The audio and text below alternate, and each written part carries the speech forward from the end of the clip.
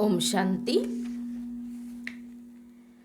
राजयोगी जीवन की आधारशिला ब्रह्मा भोजन, इस बुक से हम सभी सुन रहे हैं। आज हम सुनेंगे आदरणीय राजयोगिनी ब्रह्मा कुमारी रानी दीदी, मुजफ्फरपुर, बिहार। उन्होंने कहा है, भोग लगाने से भोगनाएं मिट जाती है। भोग लगाने से भोगनाएं मिट जाती है। दीदी जी से प्रश्न पूछे गए हैं। पहला, दीदी आप लंबे समय से अनेक स्थानों पर सेवा कर रहे हैं, अनेक उतार चढ़ाव भी देखे हैं। उन सभी संघर्षों में आपने निश्चित ही विजय भी प्राप्त की है, तभी आप इतनी ऊंचाई तक पहुंचे हैं। आपने किस तरह से विजय प्राप्त की? दीदी जी का आंसर, मैं 1953 में पहली बार अपनी माता जी के साथ माउंट आबू पहुंची, कोटा हाउस में। उस समय उम्र 6 वर्ष की थी और आबू में 3 महीने रही। बाबा मम्मा की बहुत पालना मिली। बाबा को देखने से लगता था स्वयं भगवान मुझे अपनी गोद में बैठा रहे हैं, मेरे सिर पर हाथ फेर रहे हैं, मैं उनकी हूँ, यह अनुभूति करा रहे हैं।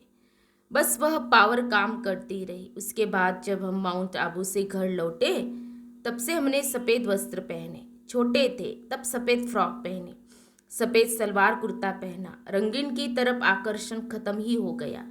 उस समय से एक नशा चढ़ा कि मैं ब्रह्मा कुमारी हूँ, मुझे बाबा की हर श्रीमत का पालन करना है। मैं 12 वर्ष की उम्र से सेवा केंद्र पर रहने लगी। दादी प्रकाश मणि, दादी चंद्रमणि, जानकी दादी, मनमोहिनी दीदी, ऐसी बड़ी बड़ी दादियों की मुझे बहुत मीठी पालना मिली। अब मेरी उम्र 74 वर्ष है। मैंने जितनी भी यात्रा तय की है, इसमें ईश्वरीय नियम मर्यादाओं को ध्यान में रखते हुए, बाबा की हर श्रीमत का पालन करते हुए एक पाठ पढ़ लिया। हाँ जी, मम्मा ने सिखाया, जी बाबा। इस शक्ति ने सारा रास्ता सहज और सरल कर दिया। नेक्स्ट क्वेश्चन, दीदी यज्ञ में बाबा ने पवित्रता के साथ साथ शुद्ध अन्न का भी बहुत महत्व बताया है। शुद्ध अन्न की धारणा कैसे हम अपने जीवन में अपना सकते हैं? दीदी जी का आंसर, बाबा ने बताया है, आसक्ति से बना हुआ भोजन खाने से उसमें अपनी रुचि जुड़ जाती है। हमने जब भी कुछ व्यंजन बनाया, बाबा के लिए बनाया, बाबा की पसंद का बनाया, बाबा को भोग लगाया और वो भोजन हमने खाया, जिससे मन शांत, शुद्ध और शीतल हो गया। कोई अगर लाचारी से भोजन बनाएगा तो खाने वाले के मन में आक्रोश और क्रोध जरूर आएगा, चाहे कितना ही शुद्ध भोजन क्यों न हो। इसलिए रुचि से कोई काम करना है तो वह है भोजन बनाना, क्योंकि बाबा के लिए बना रहे हैं। एक भी व्यक्ति याद न आए कि हम फलाने के लिए बना रहे हैं, नहीं, हम बाबा के लिए बना रहे हैं। फिर बाबा के सब बच्चे उसको खाएंगे तो हर समय बाबा बाबा बाबा करते रहे और बाबा का ही कार्य करते रहे। बाबा की याद में कुछ भी बनाया, भोग लगाया और यह मान लिया कि तबीयत ठीक करेगा, तो सचमुच वह ठीक कर देता था। बाबा का आशीर्वाद, बाबा का वरदान हर कार्य सहज कर देता है। नेक्स्ट क्वेश्चन, दीदी बाबा ने ब्रह्मा भोजन के बारे में क्या बातें कही है? दीदी का आंसर, बाबा ने कहा, ब्राह्मण ब्रह्मा भोजन करके ही देवता बने हैं। ब्रह्मा भोजन का इतना ऊंचा महत्व है। भंडारा भोलानाथ का है, लेकिन जो भोजन बनता है वह ब्रह्मा भोजन कहलाता है, क्योंकि ब्रह्मा बाबा की देखरेख में भोजन बनता है और शिव बाबा ब्रह्मा तन द्वारा ही स्वीकार करते हैं। हमने बाबा को देखा, दिन में 3-4 बार भंडारे में चक्कर लगाते थे कि बच्चे कितने योग युक्त होकर सेवा कर रहे हैं, कितना प्यार से भोजन बना रहे हैं। बाबा स्पेशल उन्हीं को दृष्टि देते थे, उन्हीं को प्यार करते, क्योंकि यही भोजन है जो मनुष्य को देवता बनाने वाला है, पति से पावन बनाने वाला है, श्रेष्ठाचारी बनाने वाला है, सदा स्वस्थ रखने वाला है। सारी शक्तियाँ इस भोजन में समाई हुई है। तो जितनी भावना से भोग लगाते हैं उतने ही हमारे सारे संकट कष्ट मिट जाते हैं। इसलिए कहते हैं भोग लगाओ और भोगनाएं मिटाओ। आप प्यार से भोग लगाओ तो बाबा के पास पहुंच जाएगा।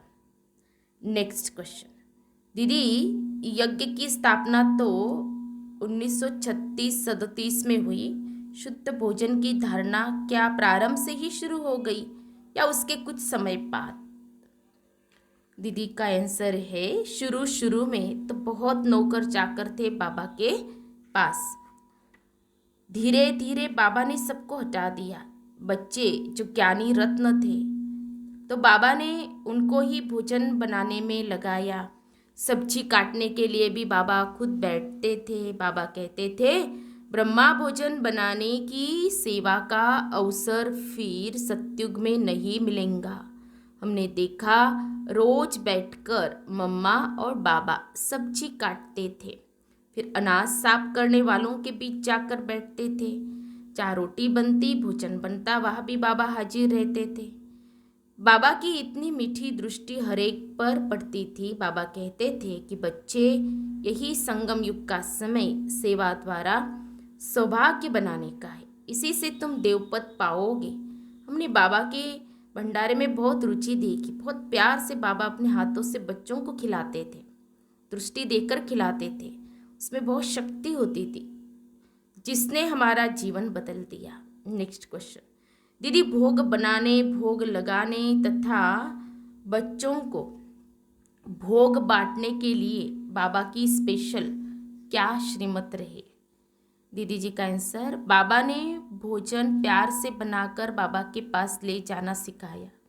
ये जरूरी नहीं कि साक्षात्कार हो। हम मन की आँख से पहले परमधाम चले जाते हैं। परमधाम में जाने के बाद फिर सूक्ष्म वतन में आते हैं। हम देखते हैं वह बाबा बैठे हैं, मम्मा बैठी है, भोग हमने बाबा के आगे रखा है। बाबा अपने हाथों से भोग स्वीकार कर रहे हैं। सब बच्चों के लिए बहुत बहुत शक्ति उस भोजन में भर रहे हैं ताकि बच्चे स्वस्थ भी रहे और पावन भी रहे, श्रेष्ठाचारी भी रहे, योग युक्त भी रहे और दैवी गुण संपन्न भी रहे। ये सारी शक्तियाँ बाबा भोजन में भर देते हैं। वह भोग सबको मिलता है। बाबा के समर्पित बच्चे नाश्ते का भी भोग लगाते हैं, दोपहर भोजन का भी भोग लगाते हैं और रात्रि भोजन का भी भोग लगाते हैं। उन्हें बाबा का भोग लगाया हुआ भोजन प्रतिदिन प्राप्त करने का सौभाग्य प्राप्त होता है। नेक्स्ट क्वेश्चन, दीदी भोग लगाने का रहस्य क्या है? दीदी का आंसर है भोग लगाने का रहस्य है कि प्रभु अर्पण करना। हमने जो कुछ बनाया है हमने बाबा के लिए बनाया है। कोई भी बाप अकेला नहीं खाएगा, अपने बच्चों को खिलाकर खाएगा। इस तरह से हम जो कुछ बनाते हैं उसमें बाबा को अर्पित करने का श्रेष्ठ भाव हो जो भोग के अंदर भरा हुआ है। हम एक चीज नहीं, सब कुछ उनको अर्पण करते हैं। तन भी तेरा, मन भी तेरा, धन भी तेरा, सब कुछ तेरा। हम कहते हैं तेरा तेरा करोगे तो तैरते रहोगे, मेरा मेरा कहोगे तो मैले हो जाओगे। नेक्स्ट क्वेश्चन, दीदी ब्रह्मा भोजन और पवित्रता का आपस में क्या कनेक्शन है? अगर हम पवित्रता को अपनाते हैं तो उससे क्या फायदे हैं? दीदी जी का आंसर है पवित्रता का अर्थ बाबा ने बताया है। किसी को भी दैहिक दृष्टि से न देखे, हर एक को आत्मिक दृष्टि से देखे और ये भी देखे कि यह आत्मा है, यह परमात्मा की संतान है। हम सबका रिश्ता आपस में भाई भाई का है। इससे काम, क्रोध, लोभ, मोह, अहंकार सबसे मुक्ति मिल जाती है। इतनी शुद्ध दृष्टि, वृत्ति और पवित्र भावना से बाबा के लिए ब्रह्मा भोजन बनाकर बाबा को अर्पण करते हैं और वह स्वीकार करते हैं तो हमने देखा है उस भोजन में बहुत शक्ति होती है जो हमें एकदम पवित्र, निरोगी और मीठा बनाती है। नेक्स्ट क्वेश्चन, दीदी कई बार लाचारी की हालत होती है, बीमार होते हैं, आसपास सेंटर नहीं मिलता है। ऐसे में अगर जो भी भोजन मिला वो हमने ग्रहण कर लिया तो उससे क्या क्या सूक्ष्म नुकसान हो सकते हैं? दीदी जी का आंसर, जिसके अंदर दृढ़ता की शक्ति है वह ग्रहण नहीं करता है, क्योंकि भक्ति मार्ग में हमने बहुत फलाहार किया, बहुत उपवास रखे।